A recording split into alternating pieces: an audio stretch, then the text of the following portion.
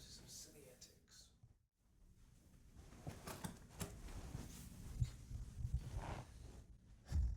Sexual immorality is a slippery slope. And I'm talking anywhere from like wearing a bathing suit or volleyball shorts and like thinking something about it, all the way to like homosexuality and bestiality. The Lord knows that sexual temptation is one of my biggest weaknesses.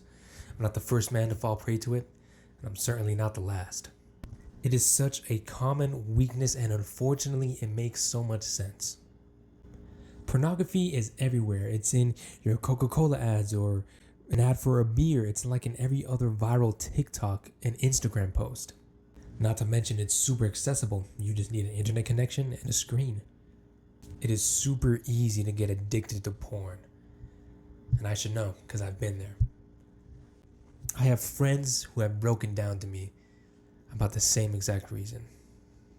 It's truly an addiction akin to like substance abuse.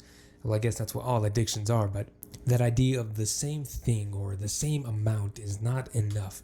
It always has to be just a little bit more deprived, a little bit more disgusting, more gross, just to get off. I mean, y'all just think Diddy spawned in kinky as hell?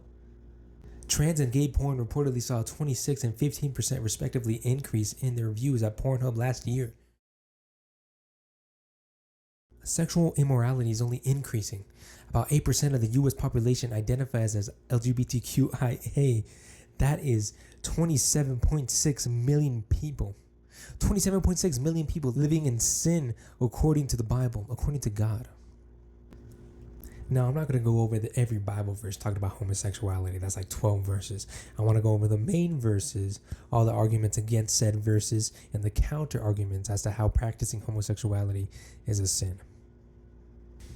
Coming in hot is Leviticus 18:22. You shall not lie with a male as with a woman. It is an abomination.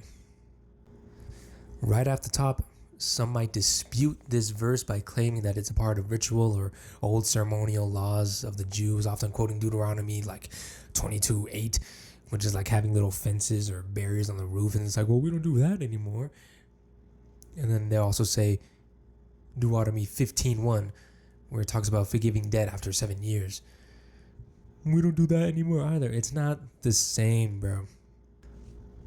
The entire chapter of Leviticus 18 is about incest, rival wives, uncleanliness, adultery, fornication, child sacrifice, bestiality, idolatry.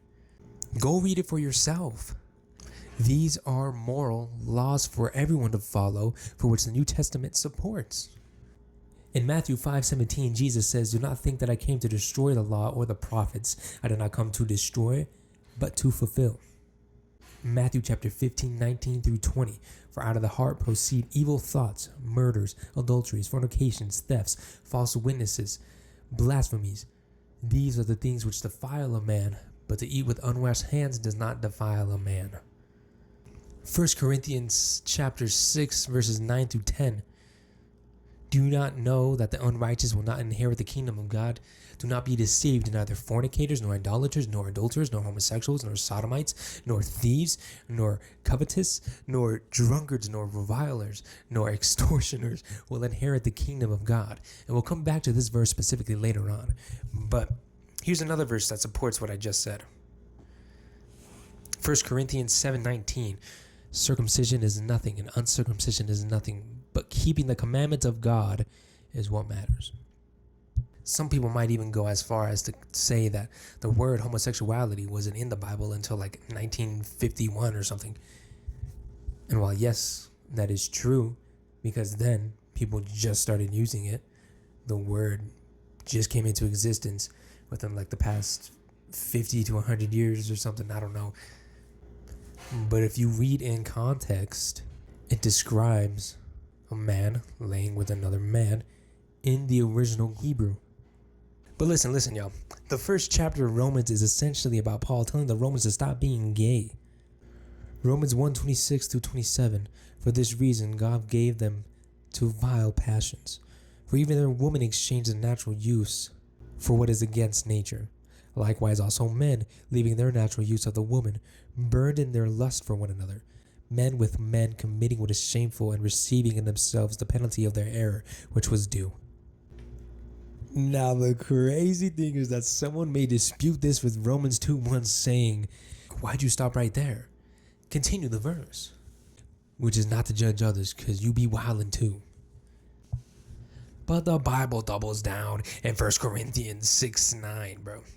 Do you not know that the unrighteous will not inherit the kingdom of God? Do not be deceived, neither fornicators, nor idolaters, nor adulterers, nor homosexuals, nor sodomites, so on and so forth, like I mentioned earlier. You know, like, the weird thing is that some scholars could argue that the Greek for the word sodomites is vague, and it can also mean like soft or passionate, like feminine. But do we really think that Paul is saying that these people who are feminine, soft, and or passionate will not inherit the kingdom of God?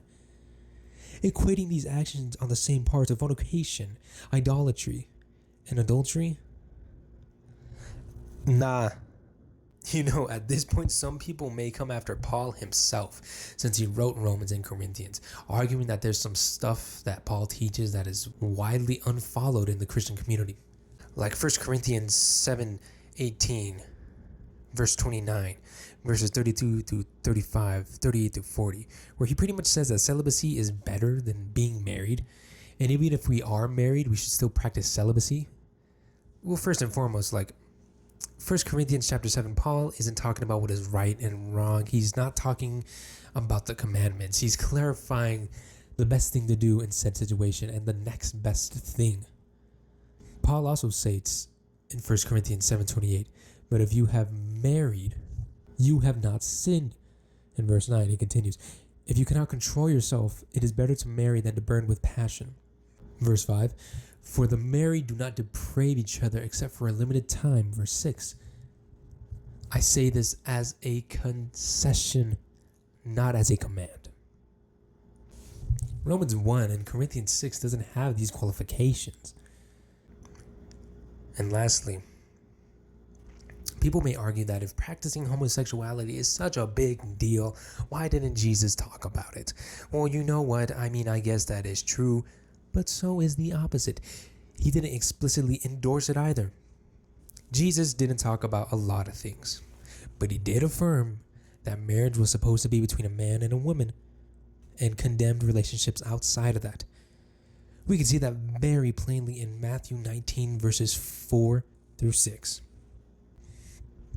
And he answered and said to them, have you not read that he who made them at the beginning made them male and female, and said, for this reason a man shall leave his father and mother and be joined to his wife, and the two shall become one flesh. So then, they are no longer two, but one flesh. Therefore, what God has joined together, let not man separate. You know, he also said in Matthew 15 verses 9 through 20, for out of the heart proceeds evil thoughts, murderers, adulteries, fornications, thefts, false witness, blasphemies. These are the things which defile a man, but to eat with unwashed hands does not defile man. Lastly, he also said in Matthew 5:17, do not think that I came to destroy the law or the prophets. I did not come to destroy, but to fulfill. First and foremost, God said practicing homosexuality is a sin. Disobedience is a sin. You're sinning. Secondly, homosexual sex outside of marriage is fornication. Fornication is a sin. Third, which is the root of the issue, homosexual sex is an abomination. But why is that? Harking all the way back to Genesis 1, where God made the entire universe in 7 days, God made the heavens and the earth. He made light appear and called it good.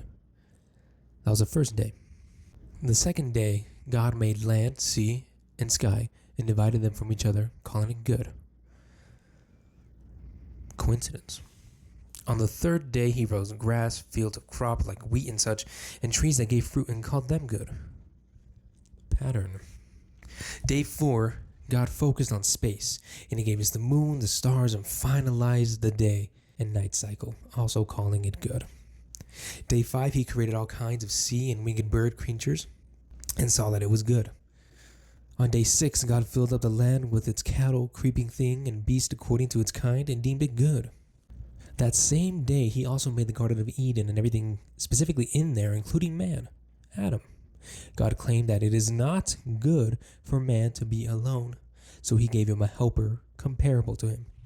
Eve was created from one of Adam's ribs, therefore calling her a woman. God's creating all these things, deeming that it is good up until he sees Adam all alone. He claims that not to be good, so he gives him a partner. First, he lets Adam choose his partner to help him out, but Adam said that he wasn't really a furry, so God made Eve for him, a woman, not another creature or a beast, not another man, but a woman.